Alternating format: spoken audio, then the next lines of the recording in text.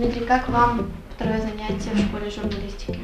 Ну, это занятие было очень интересным, потому что, во-первых, я узнал о том, что такое журналистика, кто такой журналист. Я узнал очень много интересных каналов и сайтов СМИ, и мне было очень приятно и интересно пообщаться с такими людьми, с вот такой аудиторией. Мы сегодня проходили основные понятия, что такое журналистика, СМИ Гагаузии. Думаю, это интересно будет каждому молодому человеку или девушке. Я думаю, что журналистика поможет мне быть более целеустремленной, упорной и раскрепощенной личностью. Сегодня я познакомилась с новыми терминами, узнала, что они значат, такие как журналистика, СМИ, аудитория.